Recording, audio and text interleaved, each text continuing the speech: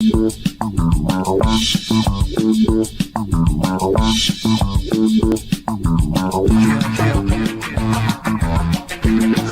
welcome to Inside the Moms Club, where being a mom is the coolest place to be. Here in the Moms Club, we believe that what embarrasses you now will make a great story later. And let's face it, you don't laugh sometimes, you're gonna cry. Join us in having a good laugh together. I'm Monica Samuels. You are now inside the Moms Club, your private destination for all things mom. Hi, moms. Welcome to the Inside the Moms Club. I'm your host, Monica Samuels, and I'm here with my co-host, Julie Orchid. Hey, Julie. It's so good to see you. It's good to see you because, we are back in our studio in Los Angeles, and we've been gone for a couple of months because we did a live show in Austin. We're going live on the road. So we did our first one in our hometown of Austin, Texas. It was huge. It was kind of, for me, an out-of-body experience. The crowd and having the closest people I've known for a really long time be there. It was great. In fact, I promised my New Year's resolution. Everyone made me say that I would not use the word amazing at all this year because I use it all the time. But it really was amazing. So yeah, it was. We come into your town. Yeah. You need to join us, moms. It's really a lot of fun. We're going to do our next show in Dallas. We're looking forward to that. So, and you can catch all these shows on our YouTube channel, which you need to subscribe and get all your other mom friends to subscribe to our YouTube channel. So we are very excited. But because of that, we have not roomed together in 2 months. Couple of months. We usually share a hotel room when we go on the road. And, which is special in its and we're good roommates together, but but Julie did tell me that she says she snores, but I had permission to poke her if she snored, and I said, I don't. You're fine, whatever. Yeah. And in truth, she doesn't snore that bad. It is a low soft, consistent purr, right? It's a yeah, a little bit bigger than that, but not too big. You guys. But so anyway, last night I couldn't sleep, and I even watched an episode. I watched the puffy shirt episode of Seinfeld. I mean, I tried everything I could think of to go to sleep. And when someone's snoring and you're trying to sleep at that point, you're sort of like, okay, that is getting to be a little much. Yeah. So I went over and I very politely poked her. Right. And then that did nothing. And then I poked her harder. Right. And then I poked her a third time. And it didn't do anything. I think we're at the stage where you got to shake. And you telling this on the air is not going to be good for my dating life. No, but it's out there now. It's fine. Men of America, it's not. It's really very not. It's fine. It's fine. It's just fine. If you have insomnia, that's going to be... Yes, if you're an insomniac, you might not want to marry Julie. But other than that, no, it's fine. So, but you have also been busy because I haven't seen a lot of you because you were helping your parents move into independent living. Right. They want you to say independent, not assisted. That's so they're not at that point. But it was a huge, huge ordeal. I mean, it's just a huge change all the way around. And you're trying to be positive and supportive, and this is going to be great, and you're going to love it. So I've been busy. I haven't seen you, Well, when you told me the story of your dad first visiting the place. Right. He's a character. And he's a character, but what it dawned on me is he was an honest-to-goodness NCIS agent. Well, that was his career. People don't know that NCIS is a real thing, in this world. And so, he's around the old independent living, telling people, what he did and his past life, because that's what they talk about. But the kicker is even though he's an NCIS agent, his name is also Don Johnson.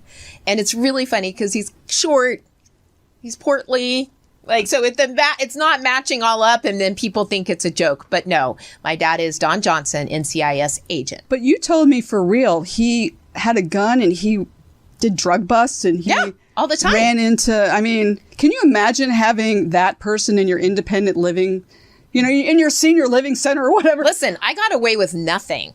I would as think a teenager, and I was totally afraid to, So NCIS is a good thing. I would think, and I love it. it's like having your mother as a lawyer, which is a whole other segment that my children have to deal with.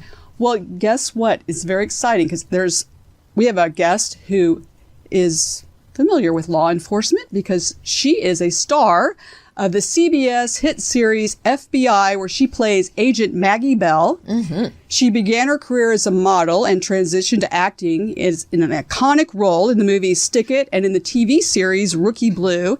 And today, moms out there, she navigates the balancing act between being a successful artist and a dedicated mom. Please welcome Missy Peregrym. Welcome to the Moms Club, Missy. Woo! Hi, thank you.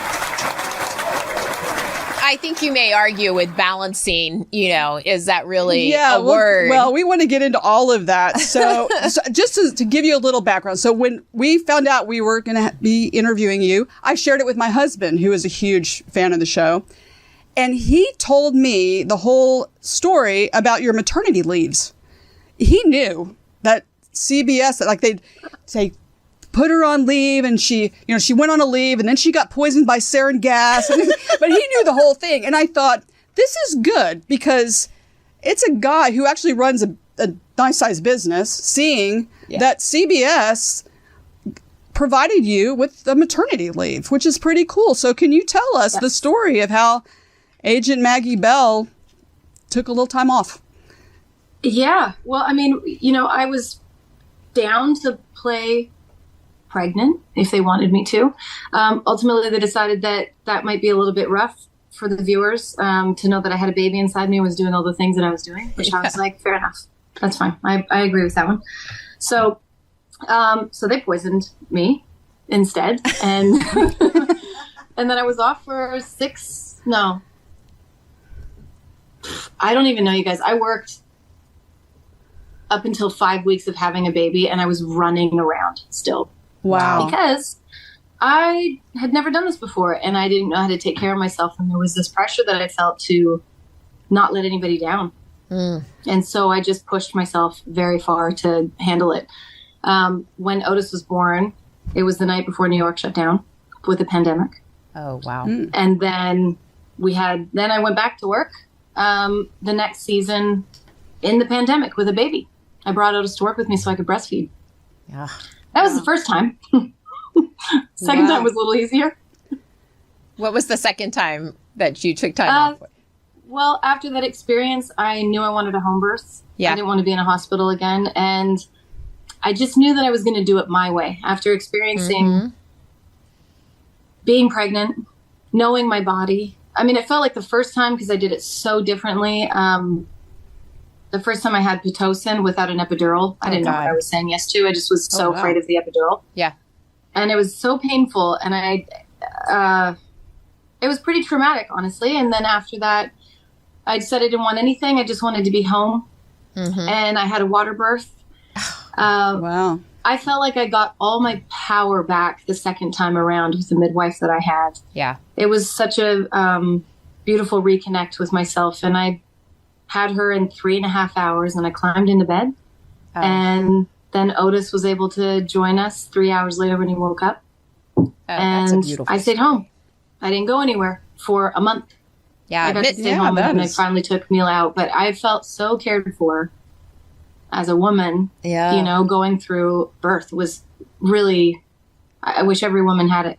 Yeah, those midwives, as a nurse myself, I'm in awe of midwives that can really allow you to have that power back about, what's happening to your body, what we're going to go through. And it really is a mental thing that they can talk you through, that you can actually have such an amazing experience, such as a water birth. So thank you for sharing that. Yeah, that is impressive. We also saw, so you have both children, then you have to go back to work. That's some point. And we did see the Instagram video of you sharing your crying or sharing that you had cried leaving your son. Yeah. What was that like, and what was that like transitioning over to being the working mom? Yeah, it's well, because for 4 years and 4 seasons I kind of just was doing both things because I brought both kids to work with me so I could breastfeed. And then I'd have a little bit of time off, and then we'd go straight into another season. Because of the strike, I actually got to be home with both kids. And it was the first time that I was able to really pay attention to myself and go, what do I need and how can I take care of myself? Which was a very hard thing to do. I'm still struggling with it, to not be pulled in both directions. But I was really nervous to go back to work. I'd finally found, I guess, a balance with my husband and with the kids. And I felt so good seeing every moment. Okay, now I'm going to cry. It's so beautiful to hear them say a word that I don't know what they're talking about, but then I realize what they're talking about. And it's all these little small moments that are the payoff. And I was scared to miss it. Yeah.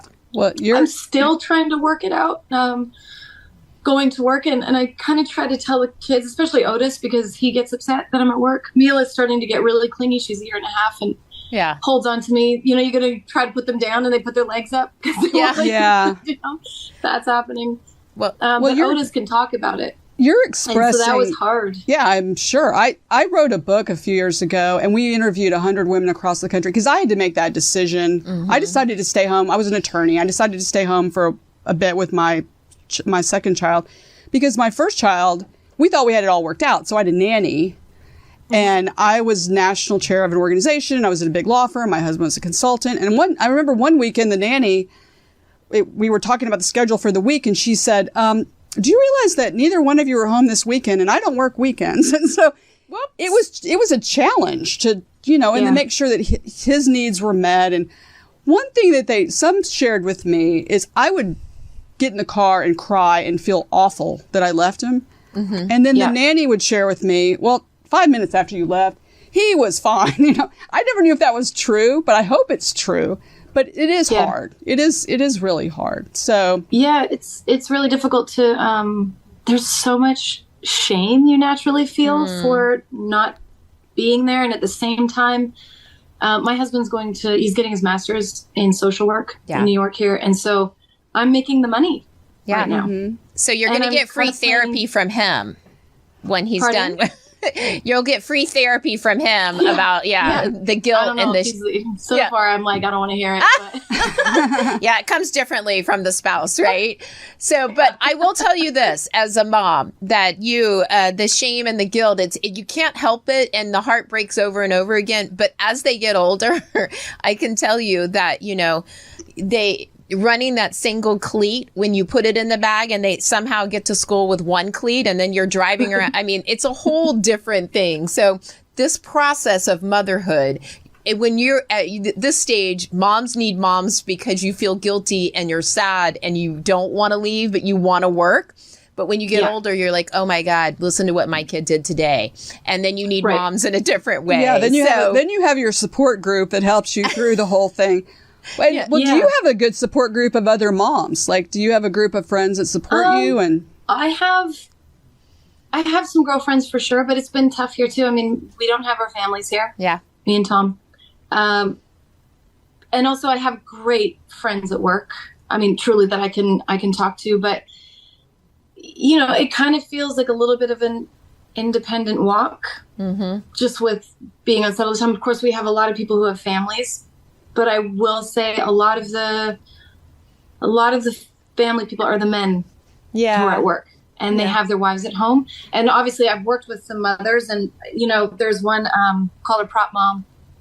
She would make me food when I was pregnant and she still supports us so much. And so I've been taken care of, I just think it's one of these things that's a personal work anyway. It kind of doesn't really matter what anybody's going to say to me. At the end of the day, if I'm not careful what I'm saying to myself about it, I don't know that I'm going to really take in anybody else's opinion. And that's hard work to put down that stuff, and I think that's the hardest part about becoming a parent is you start evaluating your own childhood and what hurt you in your childhood, what you don't want to repeat. And then you realize, oh my God, my parents were 25 with 3 children. Right. How did they even do that? Right. So then you have this newfound respect for them, but you're like healing yourself, trying to teach kids how to be themselves. And you're like, I don't know. what I'm talking about. I don't know what I'm doing. Best. Yeah.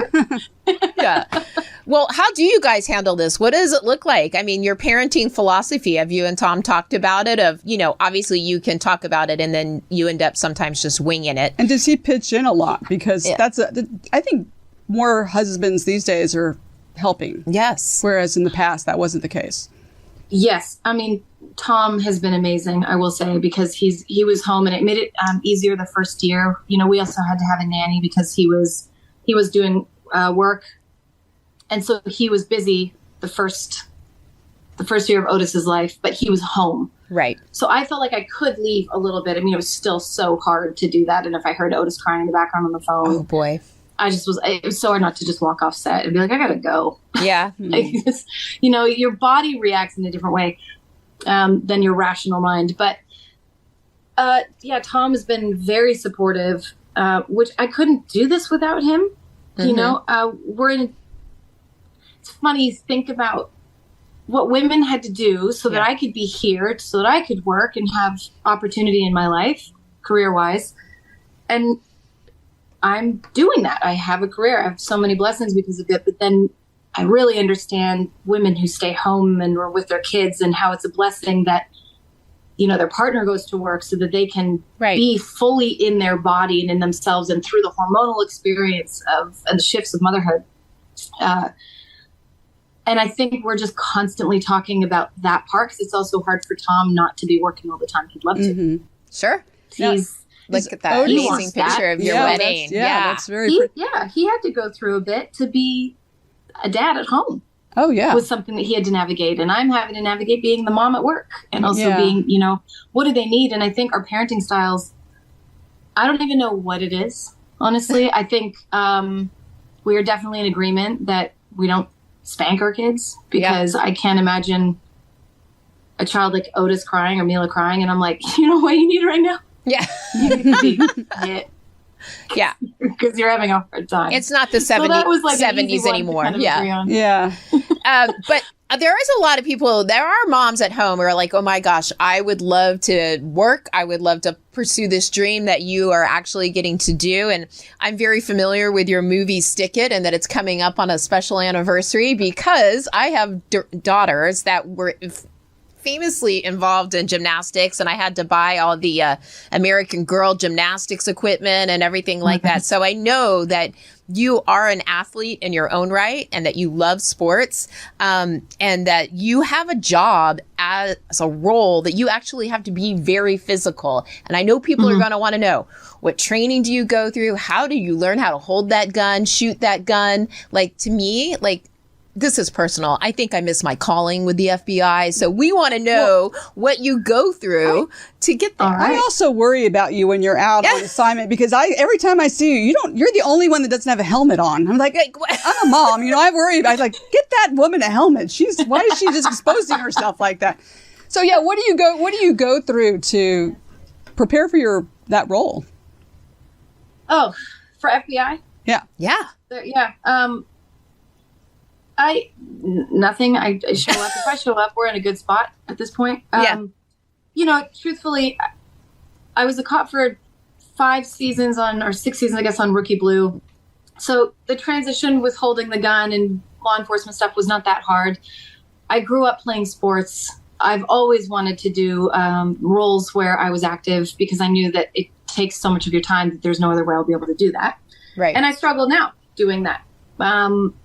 I'm trying to figure out a way how to work out and take care of my body.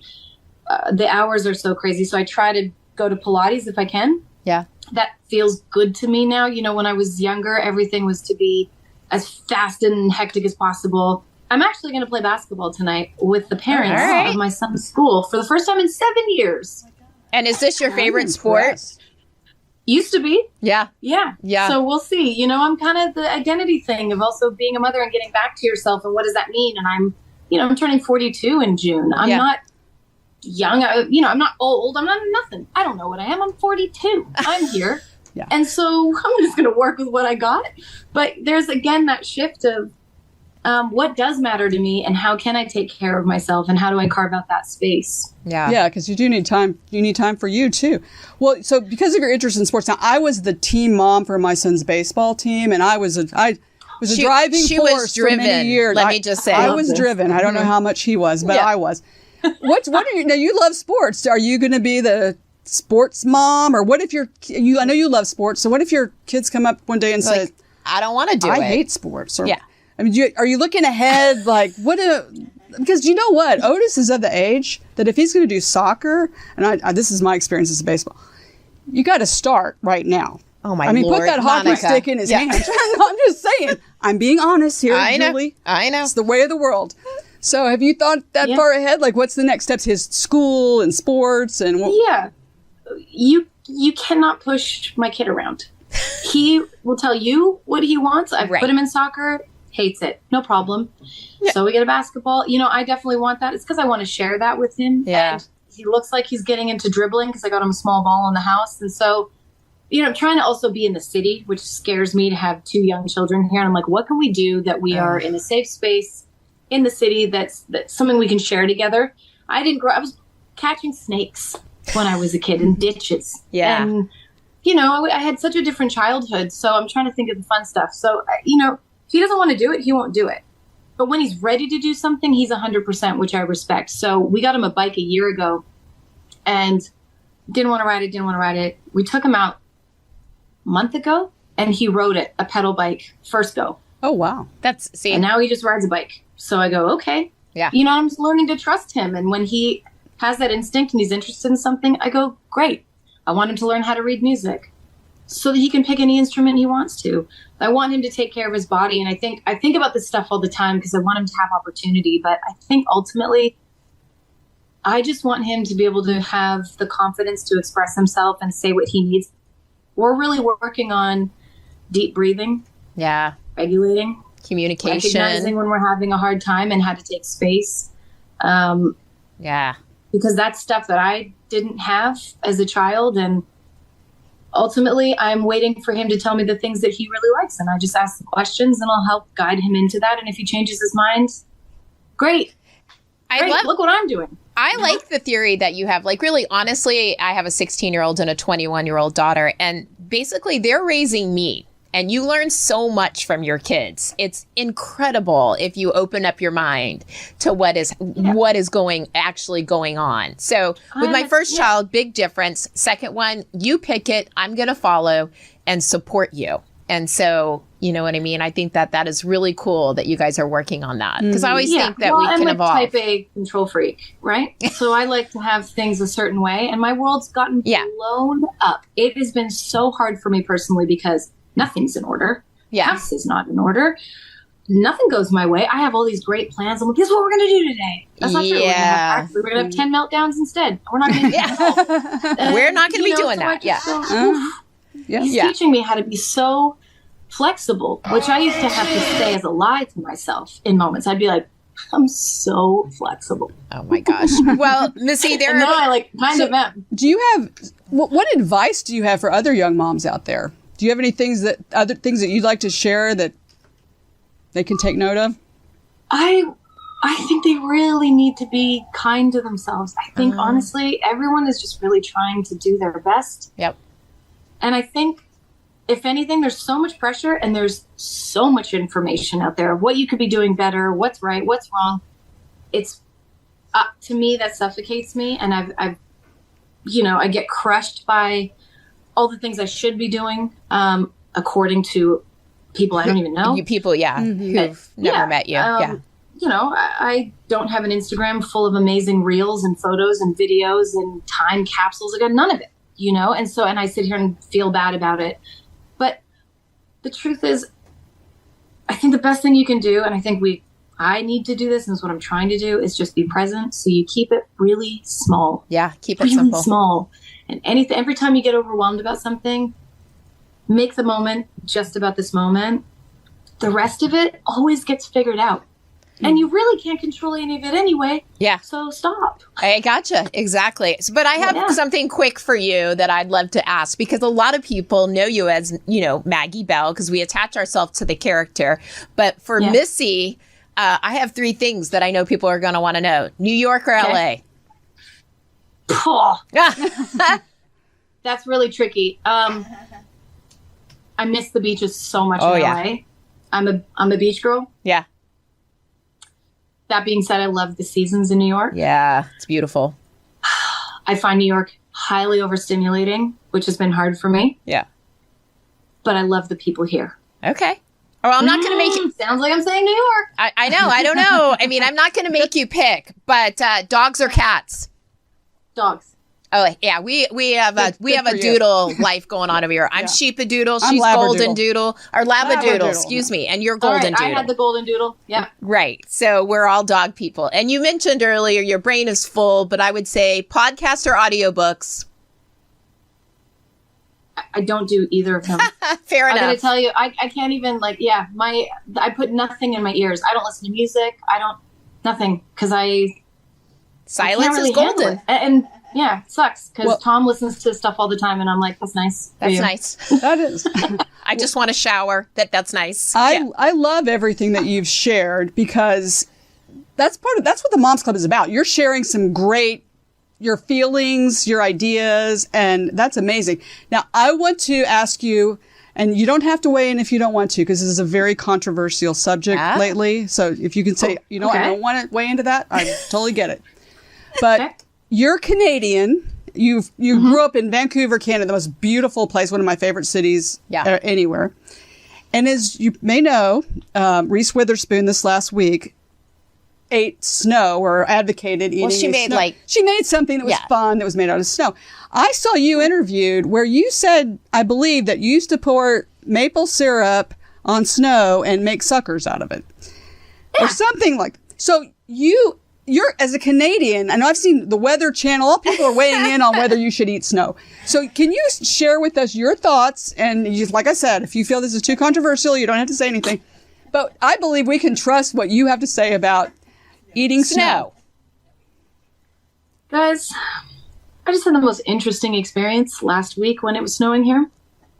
I'm usually a huge fan of eating snow. I don't really care about that. Go for it. Yeah. Except when I was shoveling the walkways on our street, there was so much pee. Yeah. Yeah. Most of the snow underneath was yellow, and I was so upset by that.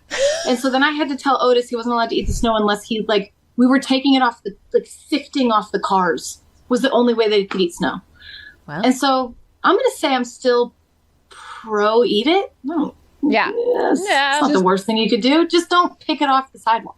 I'm still wondering why this was even a thing. Well, but I don't understand why it's controversial. It's not what I thought you were going to ask. Well, hey, I'm here for it. I don't understand either, but she got a lot of hate for it, evidently. So we're from Texas, so we know, number one, we know not to eat yellow snow, so that's a given. Yeah. But also, snow in Texas is full of rocks and grass and whatever, so we kind of stay away from it. But no, well, I appreciate you. Now, so America, you have it on the there she goes. She's a Canadian. Of a Canadian. That's you should know that you will live and be fine if you eat that snow. Yeah, eat it. We've done so much worse. That's right. You're exactly right.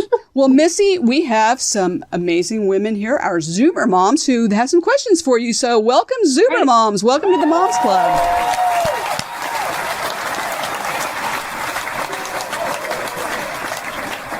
Well, I will introduce each one, and the first is actually a police detective herself. Donna, welcome to the Moms Club. Do you have a question for Missy? Hi. Hi. Donna LaProto. I have a 9-year-old and a 5-year-old. Of course, I'm a law enforcement officer. My question to you, and I have a deep appreciation for your roles, as portraying strong female characters, because we need to see them in the world. But my question, I guess, just being prepared for under law enforcement, with the training, has your outlook on life has it changed any since you've been training and preparing for those roles? Yeah, first of all, thank you for your service. That's really incredible what you do, and I just want to tell you that it's something that I've really thought about with my character. It would be really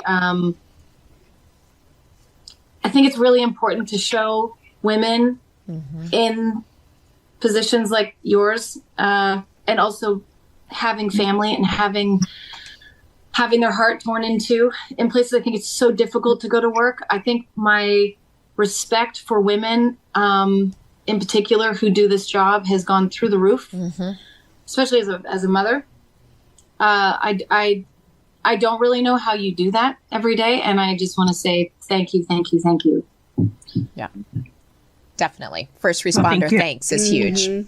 Yeah, absolutely. Heather, welcome to the Moms Club. Do you tell us a little bit about yourself? And do you have a question for Missy? Hi, it's so nice to meet you. I'm a fan for sure. Me too. Julie's daughter and my son grew up together. They were both juniors in high school.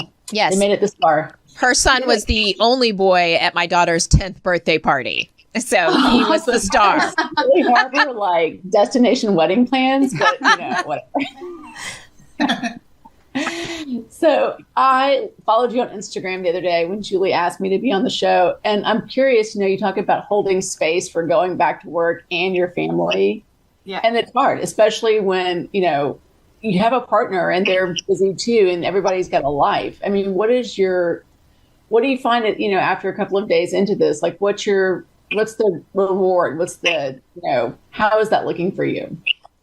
Ooh, I think, again, I have to kind of make it really present, because I can always be tired and I can always be overwhelmed in either position. I try not to think about the future too much of the impact that I'm having, because I think that's the thing that scares me about my kids and not being here. I have this desire to want to be with them all the time. By the way, it's so hard being with your kids all the time. So let's be clear about that. It's so hard. It is a break for me to go to work some days. The problem is that when I'm at work, I'm still multitasking like crazy. I'm still getting all the things for the house, arranging all of the stuff. I mean, my head is just still with the family.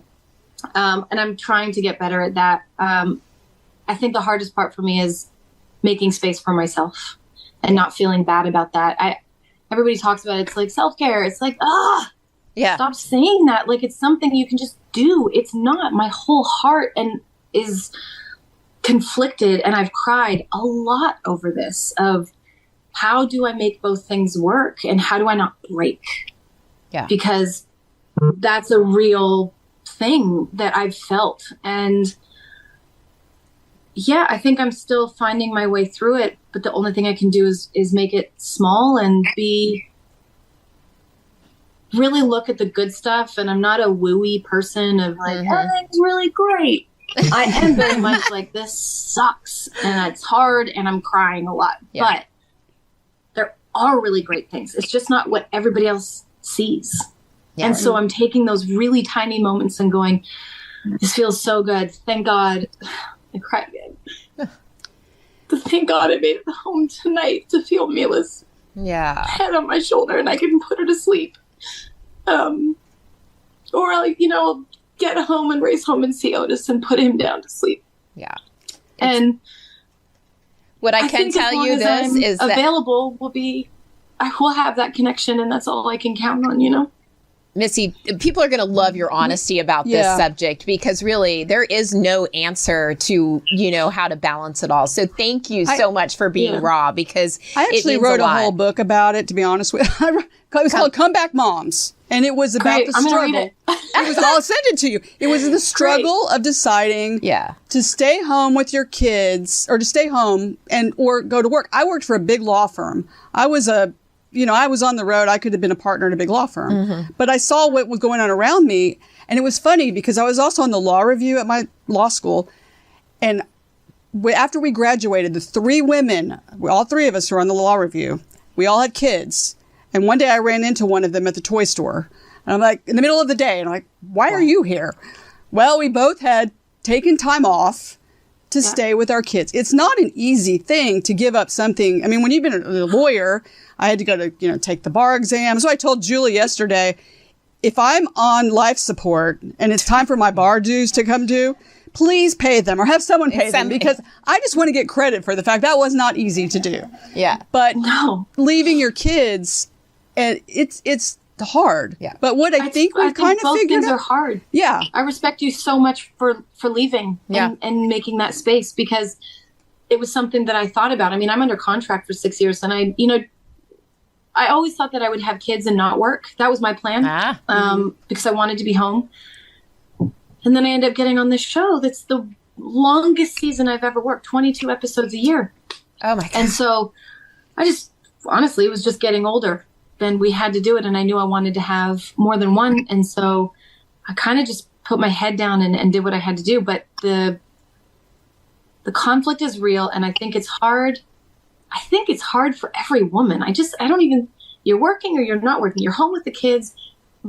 It's so difficult, and there's always a part of you that shifts so dramatically and changes that you've got to reconcile that. And that work is universal wherever you are. And I really hope that women feel supported. I would love to be a support to other women. And if there's anything I could do with my story, it's just to say that it is hard. And I hope that women stand with each other more instead of this comparison thing, or saying, oh, you're messing up your kids because you're doing that over there. Well, yeah, you're messing up your kids because you chose that. It's like, we all have that in our head already. I love that you're saying all this, because I think moms out there are going to listen to this and totally relate to it. And it's wonderful that you're saying it and you're representing what everyone's feeling. Trust me, they're all what they're thinking. You can't, and we always I can't be a partner, the big partner at the big law firm, and have my kids be the great kids that I want to have, or stay with the kids and end up being partner at the law firm. But as women, I think we're just going to take a different trajectory of our lives. Right. Our career path and our motherhood and things just going to look a little different.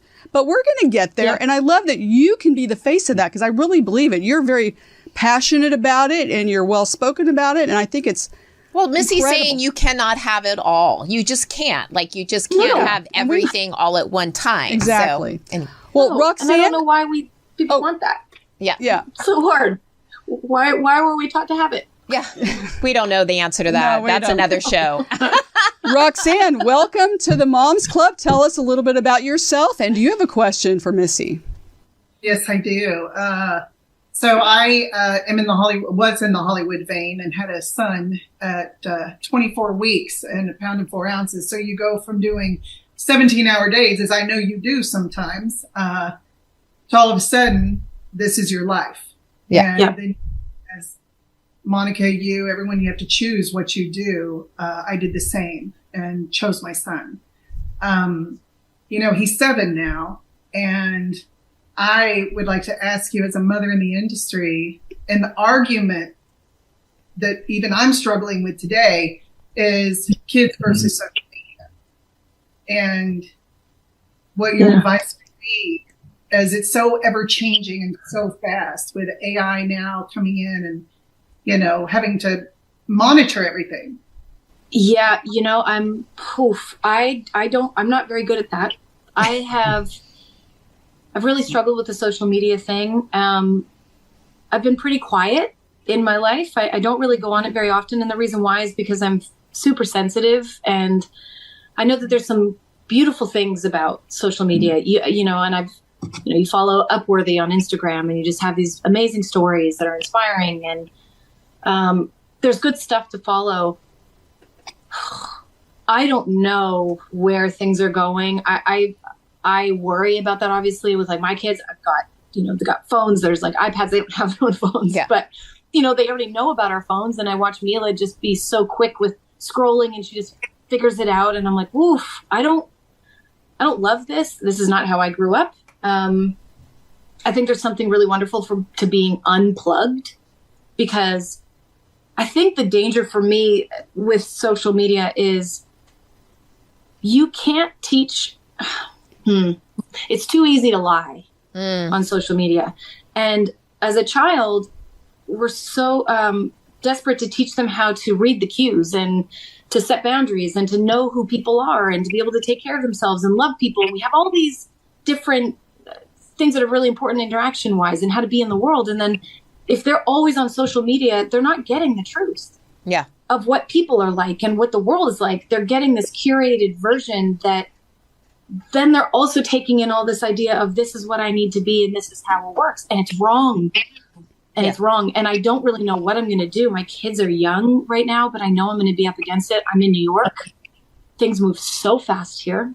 Right. I got to tell you, I get tempted to just be like, I'm moving to a farm. Oh, yeah. My sister lives on a farm. They live in like 500 acres in Nova Scotia. Oh, wow. And, you know, it's very different than my life. It couldn't be more different, actually. So it's too extreme. But, you know, they're homeschooled. They're not involved in things in the same way. And the imaginations that they have are amazing. And I guess at the end of the day, the only thing I can do is lock it down to, for me personally, it's down to me and Tom to teach our kids the values and what's important, and to create a space where they can always come to us to ask questions and bring their hurts to us and bring their confusion to us, so that we can do our best to sit with them in it. I'm not going to have the answers to everything, but yeah. I have a theory, Missy, that kids are now being actually, as they come out, they're chipped with the ideal of how to teach you to use your own phone. I feel like your 2-year-old might show you something when she turns 2 in June. This is how you do this, Mom. Because we've talked about really that. So it's actually kind of like, oh, God, you know what I mean? So yeah, I mean, I think I've tried to avoid it for myself for so long. Yeah. And now I know I'm going to be faced with it. You'll just ask your kids. They'll know. Well, that also kind of begs the question. A lot of families, I know, I go to restaurants and I'll look around and the entire family, they're out to dinner and everyone, including the 1-year-old, has a phone or a I mean, do you have rules about that? Have you decided, you know, we're going to be one of those families that you all put the phone in the basket, or we're going to relate with each other. We're not going to. Yeah, Tom and I try to, like, at a certain time every night, like, just not be on our phones. So when we're with the kids, we're really with the kids, and they don't see it. It's hard because you've got your music connected to your phone that connects to your house. The thermostat is connected to your phone. Like, there too much is connected to the phone. Your groceries are on your phone. So they don't know what we're doing, even though what we're doing is running the family and making sure everybody has their needs met. All they see is us not paying attention to them. And I worry that it looks like that is what we value over them. And how else are they going to see that? Like, what else? They don't know better. They don't know all of the facts. And so, and I mean, listen, it's tempting to bring an iPad when you have a toddler in a restaurant. But you know what? Too bad. Yeah. Toddlers are toddlers.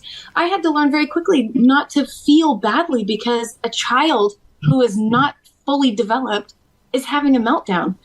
Yeah. You know, like, what's fun is that, like, if a real person is walking by, they'll look at you and you can tell they'll just go, oof, been there, and share a smile, and you're like, thanks, I needed that. Yeah. You know, I took Mila to LA one time because I wanted to spend some more time with her, and just me and her to have a little girls trip before the strike ended. And I was seeing some friends, and a woman came up to me in the airport and she goes, "You look like a pro. You're like perfect at what you're doing." And I burst into tears, and I said, I'm not okay. I'm breaking down. You're like, there's a storm inside, regardless of what you see on the outside. So totally. Yeah. Like, you're just always like this with a kid of like, I don't know how long she can make it for. When is the snap going to happen? Is it going to be on the plane? I really tried to do this flight on time so that she would sleep here. And she did everything the opposite of what I'd planned to do. Right. And I'm just waiting for, like, how am I going to make it through this? But when you have people and you make eye contact with them and there's connection and relationship, and you don't even have to know them. You have the human experience. And when it's in person, it's so uplifting. She basically said, I see you, Missy. Well, I see you. Right. Yeah. She saw what we're seeing right now. A really good mom. Yeah. Because you really care. Jeez. Thanks. Lisa, you have a question. Hello. Tell Missy a little about yourself, and do you have a question for her?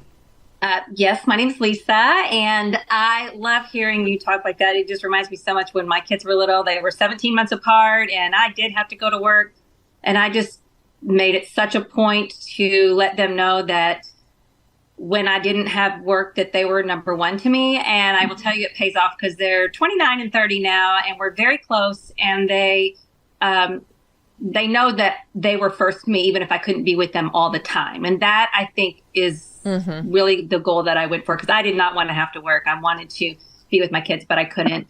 And one thing to just just as a little piece of advice, when you're like that and you have to work, then you spend every minute home with your children. You tend to put your husband on the back burner a little bit. So make sure you have some time set aside for date night, that they don't come, because I don't think I went anywhere without my kids. I mean, and I think that it didn't help them in some ways too, because they always had us to lean back on to keep them socially happy if they weren't doing things. Yeah. But my I love that. That's great advice. I just want to acknowledge that. Yeah. Thank you for saying that. I really appreciate that. That is something that's a very important thing to acknowledge, is the partner in all of this, because I think we get so tapped in taking care of things. It's like I'm the last to get the attention, but he's definitely second last. You know what I mean? Like, if there's anybody who's really going to be out of the family, he's out first. Right. Oh, no. Again, you said you're type A, and I am too. So when the kid has to go to the doctor or there's a school meeting, well, even if he's available and can do it, well, I want to hear it and I want to be there. So I really don't care if you can do it for me. I still don't want you to. So that's tough to even relinquish. You need that help. But one thing I wanted to ask you is, so now when they're growing up, is there a certain childhood tradition that you and your family had that you have already put in place with your kids, or you're looking forward to pursuing when they get a little older? I grew up in the church, and while we're just starting to get back to church, the one value that I really loved from it was giving back and being in the community. And so what I really look forward to is how can we do that in the city, and what can we do that I can bring them there. And I think we'll probably be looking for something to do with children so that we can bring them. And, we have Floyd Bennett Field in Brooklyn. We got a notification saying they needed donations because there were a lot of kids and families who were there that had no clothes. And I'm like, oh my God, it's freezing outside. I just burst into tears on the set. I was like, what? Like, we've got to get them clothes. That's crazy. I could not think about my kids freezing out there like this. And so, that weekend I went through the house. I went through all of their bins with old clothes and got the winter stuff and got the blankets. And I talked to Otis because he could understand. And I just said, what toys are you done with? Like, we don't need all these toys. It's crazy. There's kids who don't have any. And we just start the conversations of, hey, you're really blessed here. And we have an opportunity to bless some other people. So let's go do that. Now, we dropped off the bags to the school who were going to drop it off to them. But one day I really look forward to really being involved in people's lives, and not just for here, you can have our things. It's not that. It's I really want them to be able to build a connection with the community and be a part of that. And I don't know what that looks like right now, because I barely have time to do that. And I think it's going to happen when I have a little bit more space, or the opportunity will come up, and I look forward to that too. And I'll just know exactly when the right time is to go and do it. But I think for me, it'll pay off. I took my kids with me to do angel tree shopping, get the little angel, and they would help pick the presents. And now that they're grown, they took on that role in their offices to get the donations and do that. So, awesome. It was a cool experience they remember. So see something simple like that, they'll love it. Yeah. Well, Missy, you mentioned community, and the Moms Club, we are a community. You can start one of the Moms Clubs in New York, or if you end up in Nova Scotia, wherever you are, because we are forming Moms Clubs all over the country. Yeah. And that's our goal, is to build those communities so that more and more moms can hear exactly what you've shared with us today. It's so important. Connection. Yeah. The connections are so important and for everybody. And that's what Inside the Moms Club is all about. Well, tell us, you're on the 6th season of FBI. Do you have any other projects in the works, or where can people find you on social media? Projects in the works. Yes. I filmed there's a movie that I helped produce and I'm starring in, but that's coming out later next year. What's the name of it? There's really no point in talking about it at this point. But yeah, it's so far away. And so that's a little later. Anyway, social media. I don't know, guys. I got Instagram, M Peregrym. That's really kind of where I am. But I got to tell you, I'm pretty bad at reading anything in there. I don't really read the comments. And I don't post very much. But you know what? I don't know. You guys have really challenged me today, because I'll admit that I've been quiet because I get nervous to put myself out there when I don't know who's listening, and it's not face to face. And the truth is, it goes against the very thing that I really believe, which is to have community. And if this is like a positive way of connecting. Listen, if we could have you here in LA, we would have done it. Like, for sure. Absolutely. It would have been amazing. Right. So there's something, I don't know. I'm going to think about this in a way that I can be maybe a little more interactive and open. Yeah, scary. Well, we have enjoyed meeting you, and we encourage all the moms out there to watch Agent Maggie Bell on FBI. That's right. And see what happens with her and her coworker. You know, they seem like he's being very careful. She's returning from sarin gas poisoning, and he's very. Well, she's got big things coming up on season 6. She's got a lot of big things coming up. So thank you so much, Missy. And thanks to all you moms out there for joining us today. You can see us on Instagram at Inside the Moms Club. Follow us there. Follow us on TikTok at Inside the Moms Club. You can also subscribe to our YouTube channel, which we've started recently and is going gangbusters. Subscribe. Bring all your mom friends and ask them to subscribe too. And then just start moms clubs out there. Start that network. Get that connection. That's what we're all about. And we're also about our moms club motto, which is, Julie, if you don't laugh sometimes, you are going to cry. You're going to cry. So laugh out there, moms. Laugh a lot. Keep laughing and join us next time inside the Moms Club. Thanks. Thank you.